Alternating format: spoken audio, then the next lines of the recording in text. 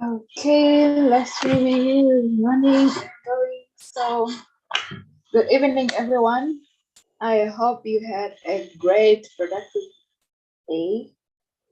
So, to start this devotion, let's bow our heads as a prayer. Loving, gracious Father, God the Most High, Lord, we want to thank you for the blessings you have bestowed upon us during the day of life and everything that is not humanly possible by our hands, my Lord. And also ask for your Holy Spirit to come and be with us as we learn your word. And whatever that we're going to learn today, let it be something that will be on our fingertips so that we remember quickly, and let it be engraved on our hearts that we keep it forever. For this I pray in the mighty name of Jesus Christ, the Lord of thanksgiving in my heart. Amen. So, if you kind of lose me along the way, please let me know. Yeah.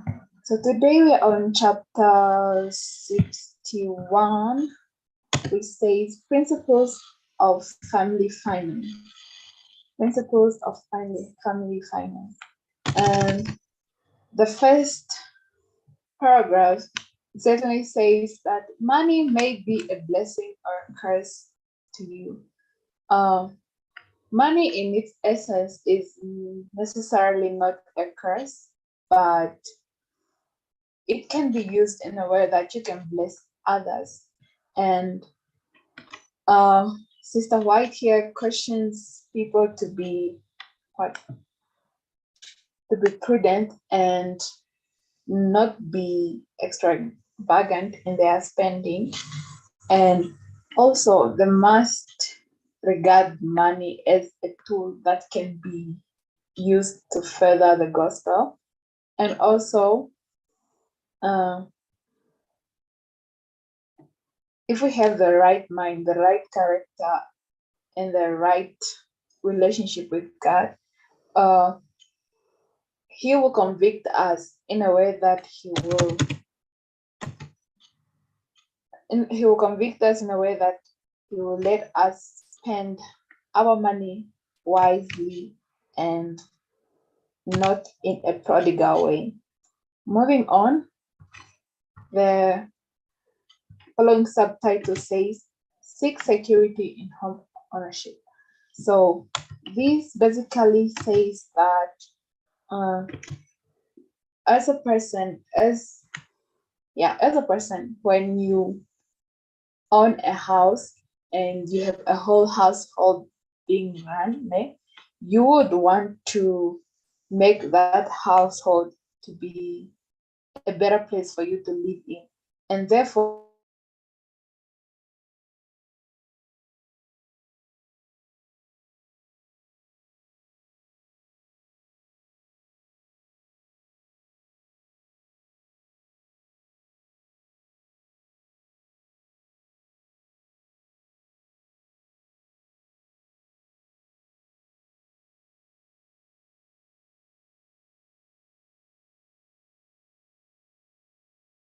you do is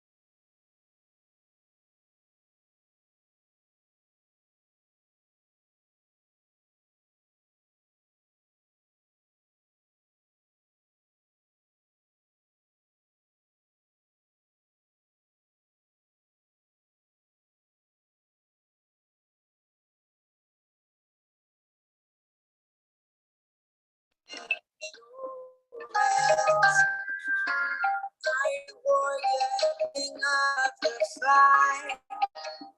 No matter what I face, you're by my side. When you don't move the mountains, I'm needing you to move. I wish you would walk in the answers as I cry to you. I will trust, I will trust in you.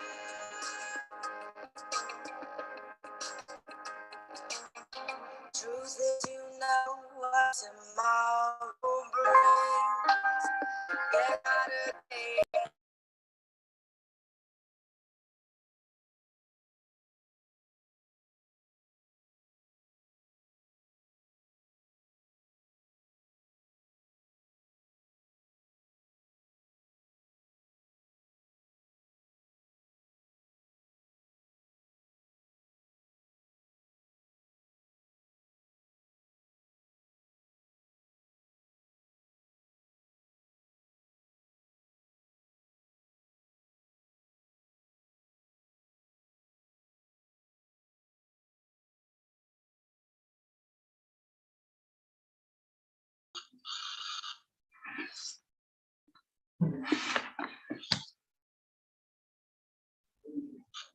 Can you hear me, my guys?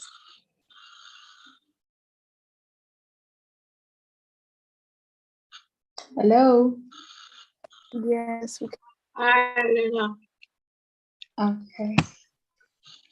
So continuing where I left off, when I was cut by network. Yeah, I said the following subheading said caution regarding selling of homes.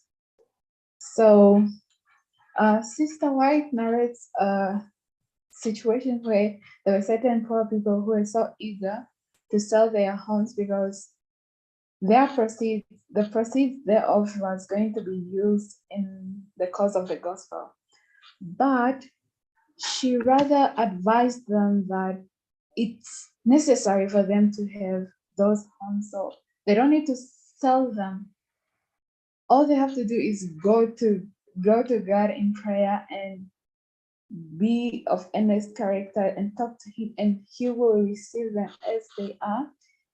And she also says that for those who are in abundance of possessions, they may be able to sell theirs if they still have something left because they are in abundance. So they can sell theirs and then give to continue the gospel. So moving forward, here it says a praiseworthy independence. Independence of one kind is praiseworthy. To desire to bear your own weight and not to eat the bread of dependence is right. It is a noble, generous ambition that dictates a wish to be self-supporting, industrious habits, and frugality are necessary. So this tries to say that if you desire to be independent, to be someone who can support your own self without depending on others, it is a praiseworthy thing to do. So if you have that kind of ambition, continue with it, you get a good thing. And also the following subheading says balancing the budget. Many, very many, have not so educated themselves that they can keep their expenditures within the limits of their income. They do not learn to adapt themselves to the circumstances, and they borrow, and borrow again, and become overwhelmed in debt, and consequently, they become discouraged and disheartened. Um, I'm more sure because I don't normally borrow, but for those ones who borrow, I have a certain friend who likes borrowing. So every time they borrow, they'll be like, my budget will be, messed up. if I now pay back the debt and then not paying up the debt again will bring up some other strife between them being the debtor and the creditor. So Sister White is saying that live within your means and do not spend what you do not have. Spend what you have earned. Yeah. And from that, as you earn your money or maybe you get an allowance or something like that, it's very, very, very important for you to keep a record of expenditures. This will help you in the long run because you track everything that you are spending on, and after tracking it, maybe at the end of the day, at the end of the month, you sit down and look at that list and be like, this was unnecessary, this was necessary, this was unnecessary. And after doing that analysis of your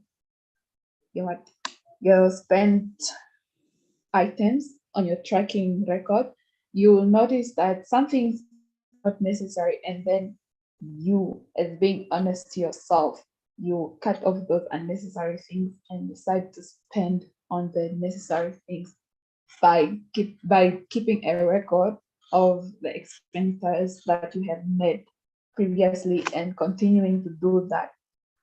I would advise people to make this a habit of theirs in their lives. It will go a long way. Even now as you're a student, even now as you're being a bachelor or a bachelorette, not yet married, it will help you when you are in that whole household married lifestyle setting. So keep a record of your expenditures. And moving on, Sister White narrates what the tendencies of a spendthrift habit, and this is when you just, how would I say this, blow money anyhow. When you're a spendthrift person, you blow money anyhow. You don't sit down and consider and see whether this thing that you want to spend on, is it necessary or not. So Shikanda discourage us from being a spendthrift person and have a mind of Christ and be humble and noble and be able to spend what we have.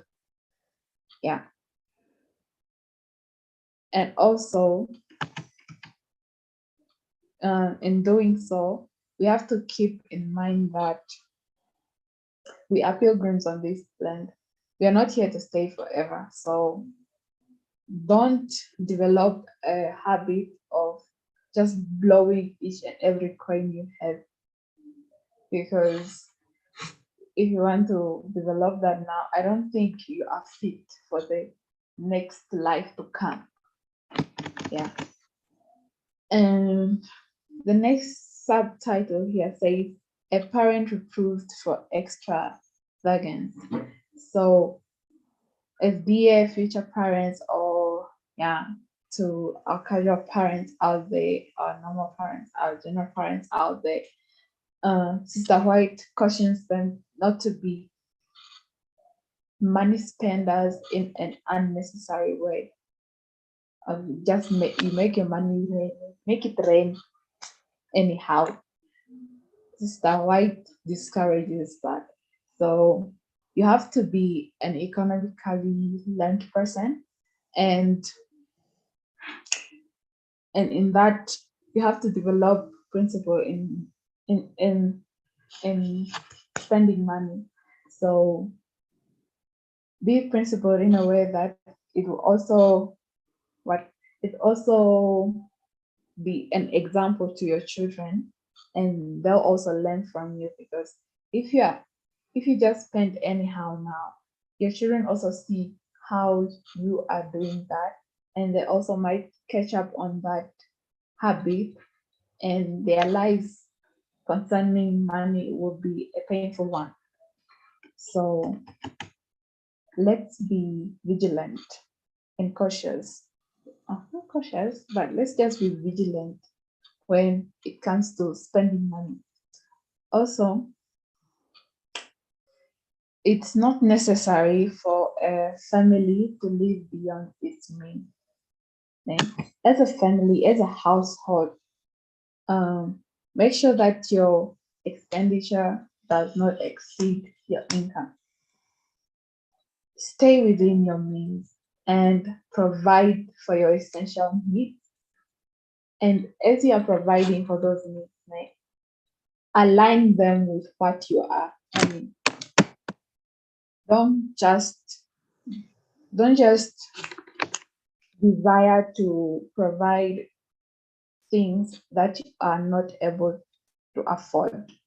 It's not a wise decision. So let's be cautious about that. And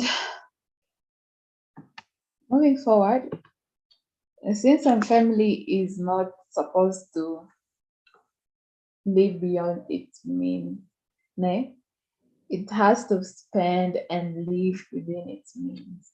By doing so, it might be a family that is called to be self-denial in a way that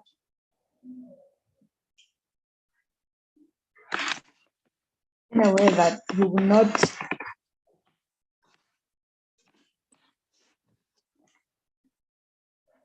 excuse me.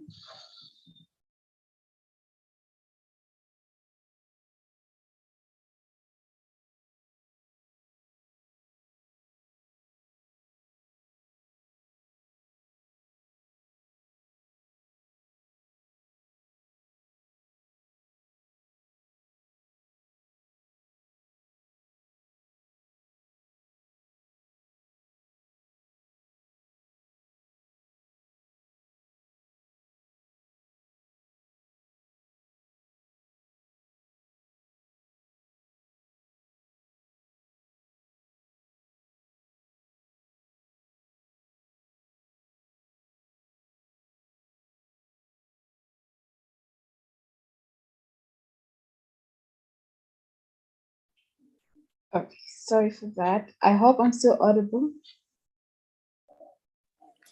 Yes, you are, Judas. Okay, moving on. As a family that is called to self-denial, you will not be a family that is economically unwise. You will not just let every penny that comes into the household finances to be dropped anyhow, like spent anyhow. And parents are cautioned to to develop tactics on how to spend and tactics on how to spend their money in their household for necessary things. Yes.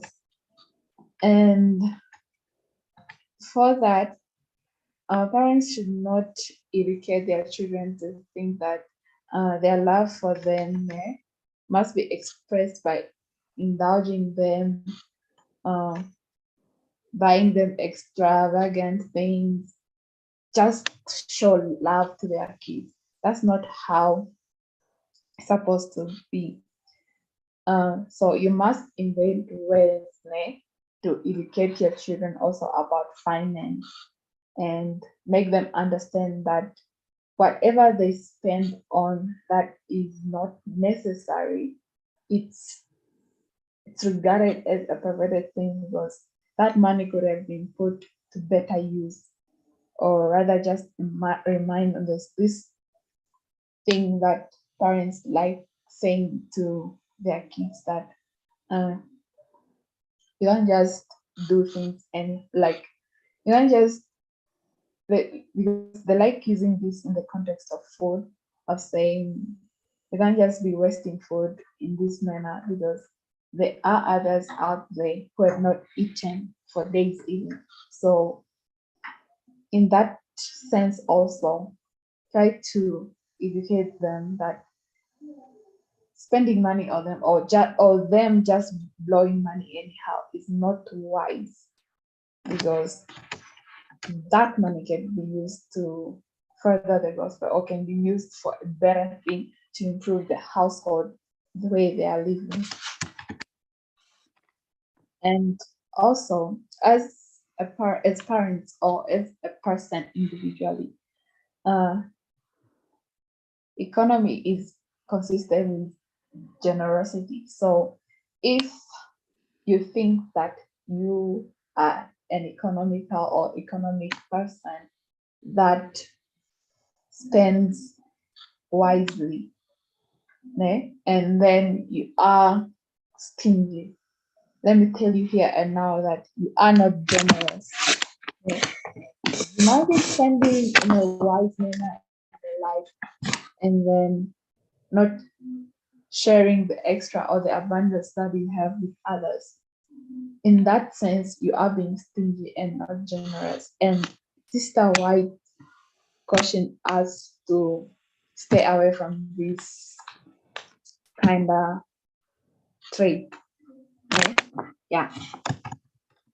And moving on from that, there are other extreme unwise economic tactics, when you put it like that, because some people will not provide enough nourishment and food for their bodies or necessary needs to them.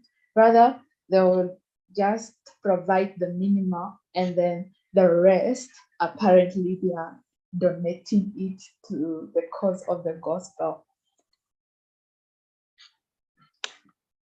That is not right, in a sense, that if you are not nourishing yourself with the food that you're supposed to buy in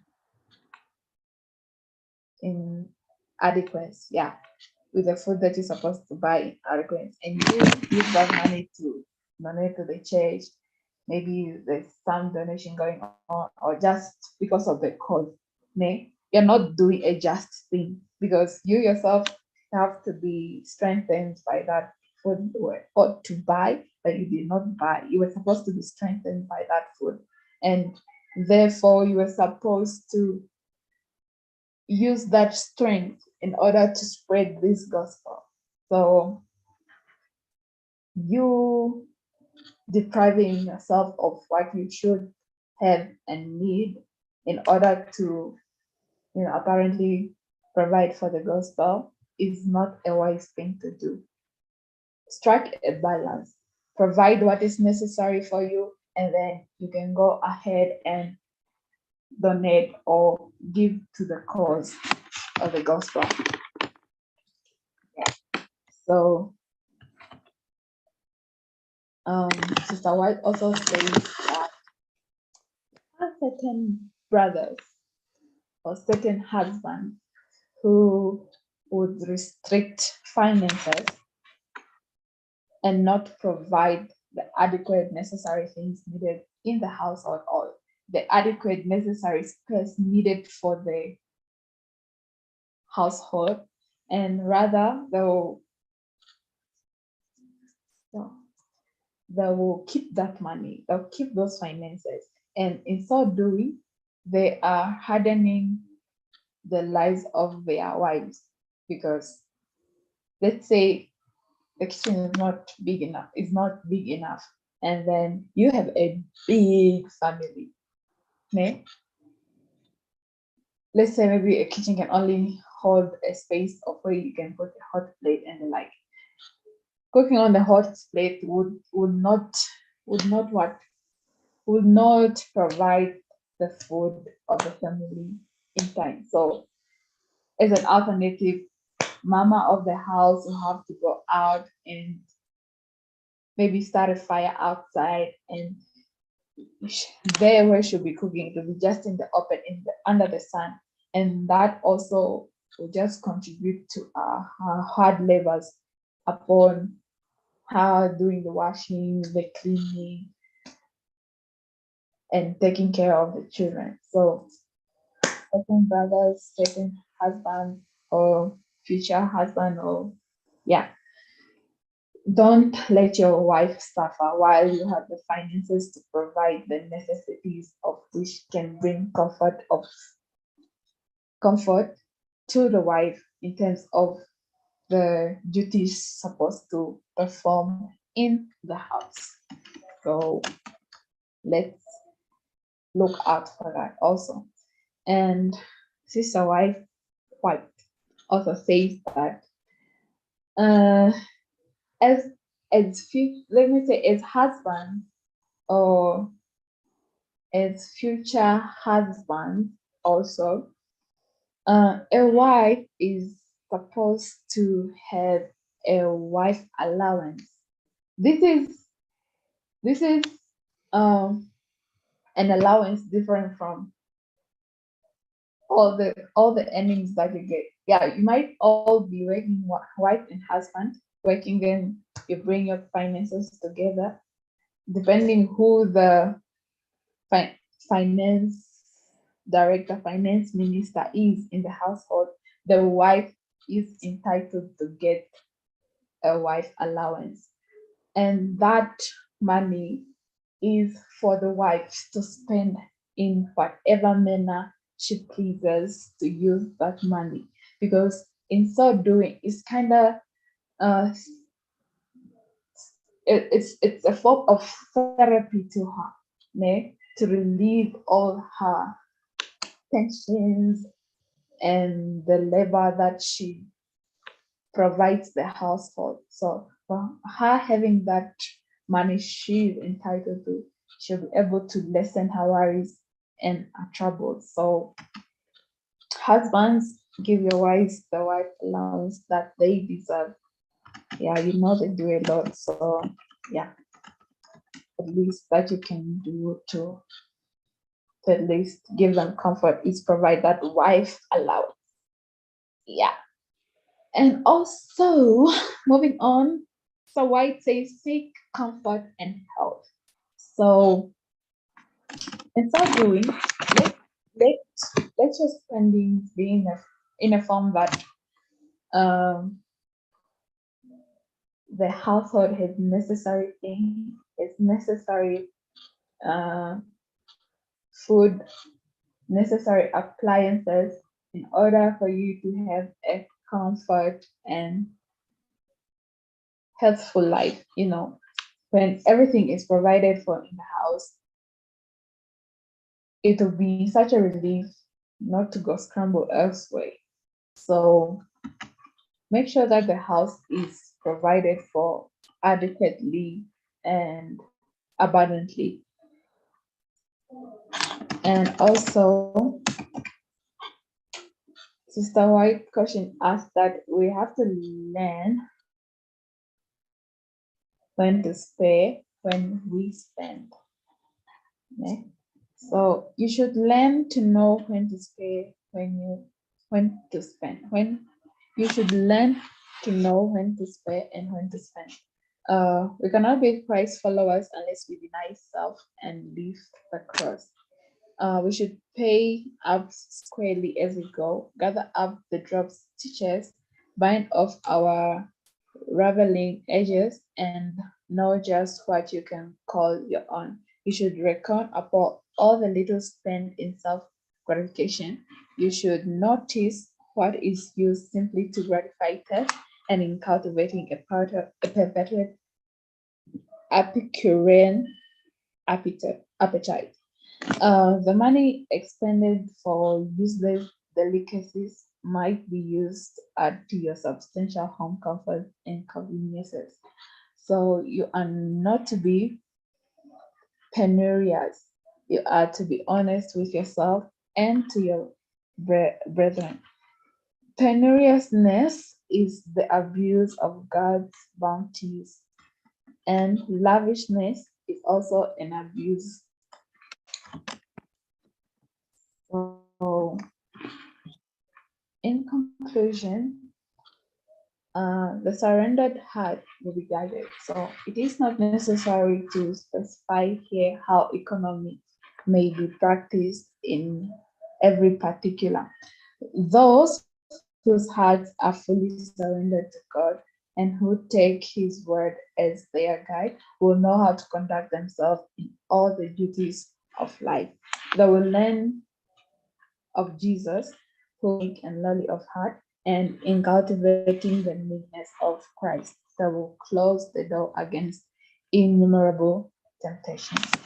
So, if you are of the mind of Christ, have meek and lowly of heart, you will know how to, even though you haven't really learned about economy, how to economize your money, you being a true devoted follower of Christ, in one way or another, you'll be cautioned on how to take care of your finances.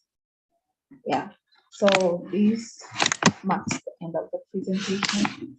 So I just have a question here upon what we have learned, because our title today said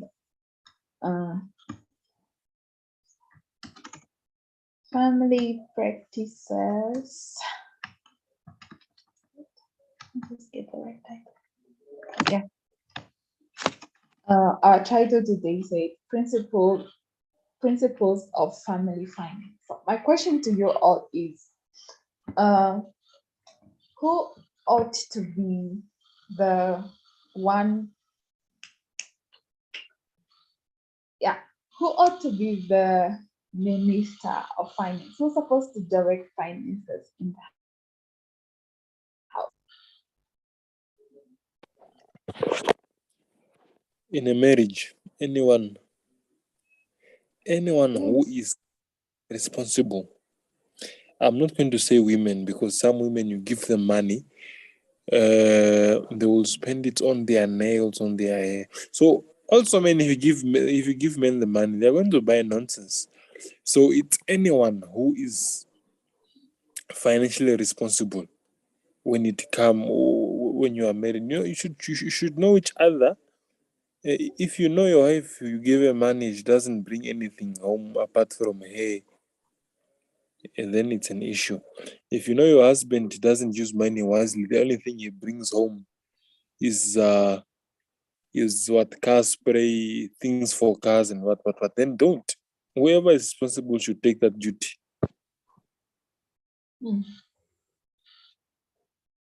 So Jerry said whoever is responsible should take up the responsibility of being the finance director in the house. Anyone who agrees or disagrees with that?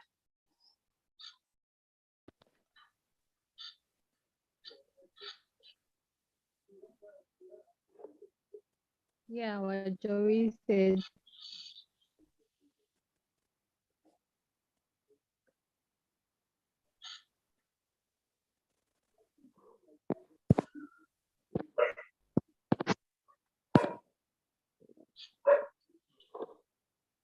Oh, it seems everyone agrees with what he said. You know, the husband, the wife, whatever, the couple, they sit down, they put whatever they earn on the table. They put like all the income. They decide, how are we going to spend this? What are we going to put into our savings? You know, just plan, man, financial planning. And then you see now, what can we use on this and this, you know, so we cannot maybe overspend or whatnot, so we don't waste money on unnecessary things. Everybody should just play a part, because then if one decides to do it, the other one will feel as if, you know, yeah, maybe they're not good at handling money, but then just talking about it together will really be the ideal plan, you know. I think it would work. I think. Okay. So, anyone has a comment or a question regarding what we done? I want to comment on that point where you said, as a husband, as a husband, should not let the wife suffer if you have the means to provide. As a wife, I don't know where people are getting this thing of girlfriend. The girlfriend must suffer, but not the wife.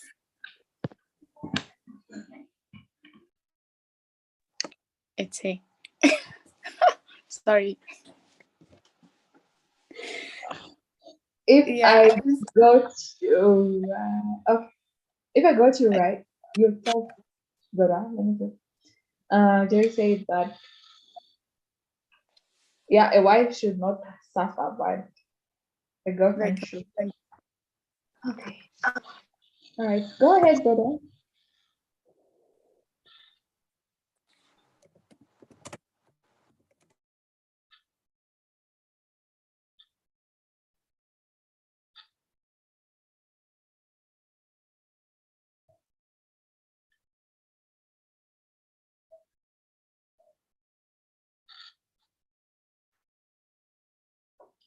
I don't think we can hear you, brother.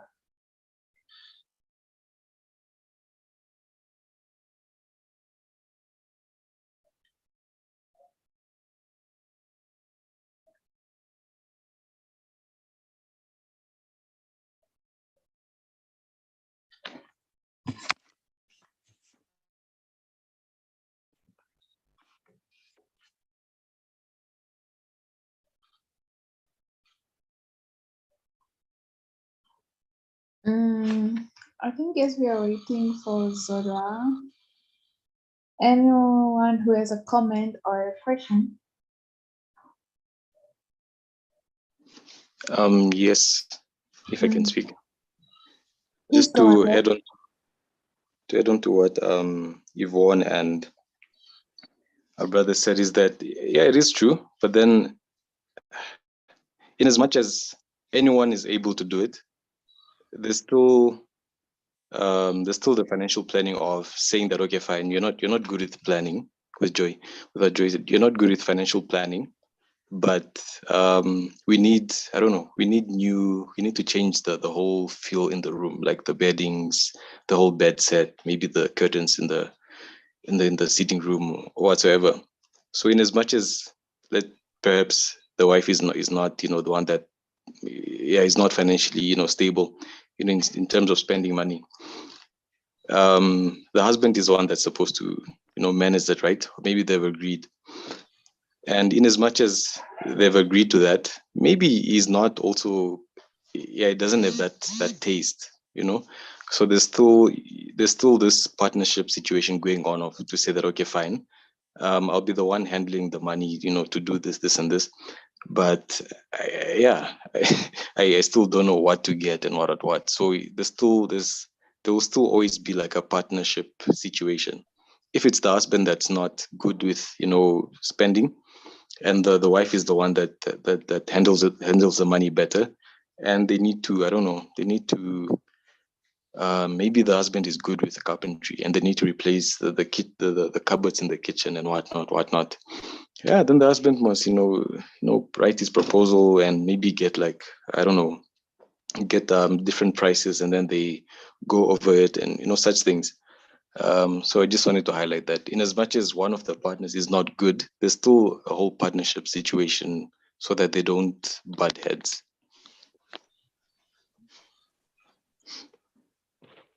Yeah, you know what, ne? Your point is actually powerfully true. The same way we have the kids who are doing accounting or economics here, they learn them, they know to they know how to utilize the funds properly, but then don't have the right idea of what the money should be used on. So the whole the whole partnership thing still comes. One avails the funds, and the other one does the planning, or that does the buying of the items and so forth. Kind of agree with that because as much as the other one is just my money spender and doesn't blow money anyhow. There might be good planners. Yeah, so it's better to integrate the skills as where we have a good spender, a good planner, and then when the two come together, we have, things running in the household. And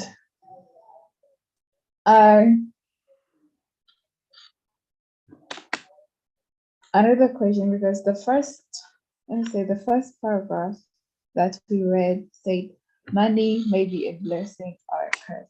So a question to you is, I don't know if it was a parable or a story, but there was that guy who came, no, it was a story in the Bible.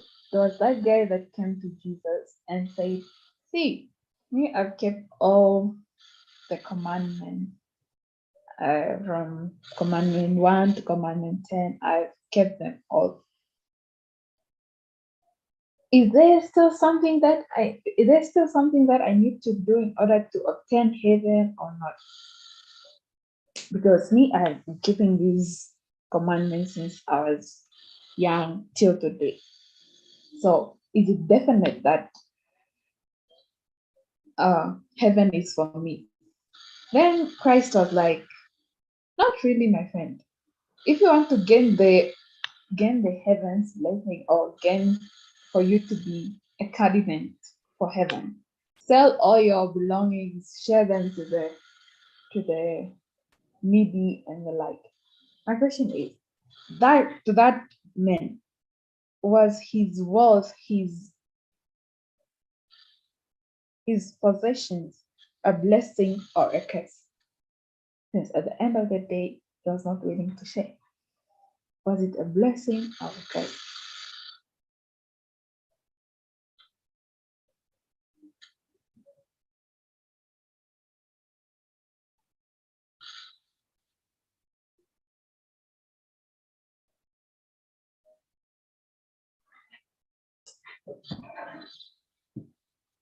Hello, guys. It was What was your question again? The question was, the guy that came to Jesus and told him, me, I've been keeping the commandments since I was a kid. So am I a definite candidate for heaven? And then Christ was like, not really, unless you sell all your possessions and share to them. Then the guy went back home with a heavy heart.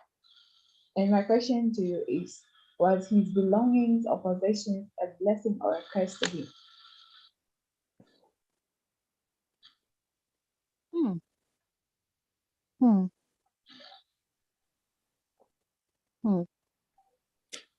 His belongings were a blessing, in the sense that if he was to give them away freely, if he was to sell everything and then give to the poor, that could make him a valid candidate for heaven.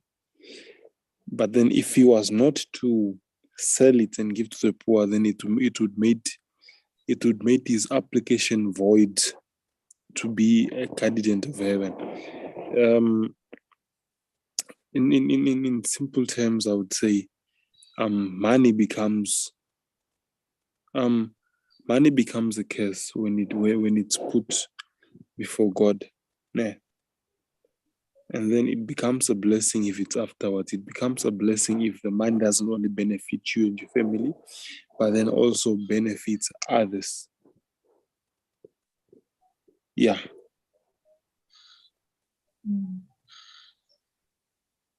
Anyone to add or say anything on the question I have asked, or upon what Joey said?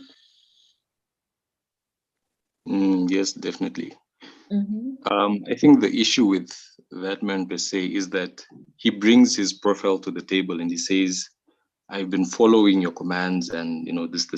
He's bringing his profile. He's basically bringing up how he's been living and not where his heart is at. And Jesus points out and says that clearly what you're bringing is how you've been living. And it seems as if how he's been living, because if you read there, it shows that he's not like he's in the bad books with the community or anything. He's okay. And because he's okay with the community, automatically he also thinks that he's okay with Christ. But Christ points to him and says that, yes, you're okay with the community, but how are you with me? And Christ points out to him and says that if you sell your possessions and everything, then you can follow me.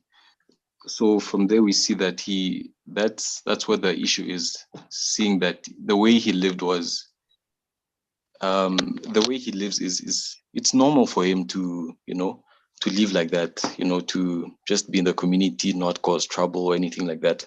However, it's like a culture. It's like how we meet good people, and you're like, how are you not a Christian? But for them, they're like, it's normal. Like it's a similar manner how you could find someone that is probably atheist. It's not like they're doing extreme things, but you just wonder, like, why are you not, Christian? So ultimately, I think in his case, it was more of where his heart was at rather than what he was doing, because what he was doing was not opposing the commandments of Christ.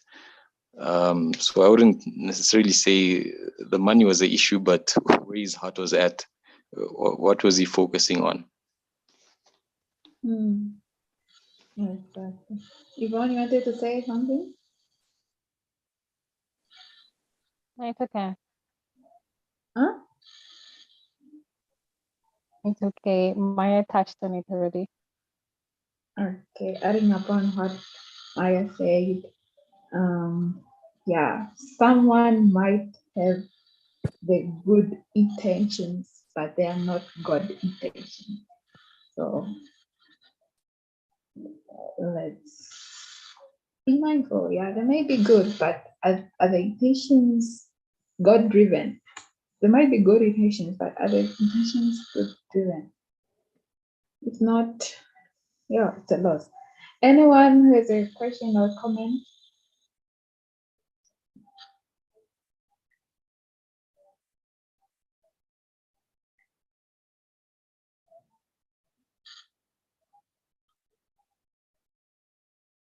No comment, no questions. Okay. All right.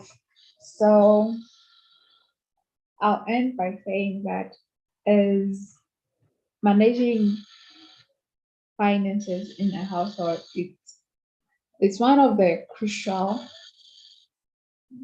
points of crucial, pillars of the house, because many marriages have ended because of finances, the lack of it, or the misplacement of it, or yeah, or the steeliness of it. So I'll say this. Many people say that no, money changed them, but no, it's not that money changes people. Money only reveals the true you. Money can only reveal the true you. Okay? So if you think that you are a good person, or maybe you're a bad person, we'll know for sure that you are really a good person or are a bad person to see who the true you is. And also, the Bible cautions all of us as Christians, as Christ followers, that we may be lenders, not borrowers. So let us not get ourselves into debt. Yeah. And by that, I think this marks the end of today's discussion. Chapter, and it was a good chapter for me. So have a good night, guys, and I'll pray. And then let us pray. Loving gracious Father and the Most High, Lord, I want to thank you for the wisdom that you have imparted on us, my Lord. I want to ask and pray that by all means that we may adopt a Christ-like character, so that even a place where we are in abundance of wealth or monies, let us also look up to you and be an example out there to our kids, our families, our friends, and everyone else, my Heavenly Father. And let us be in those positions, or wealth, or in possession of money, as a blessing to others, not a curse. For this I pray in the mighty name of Jesus Christ, who died for us on Calvary. Amen. Amen.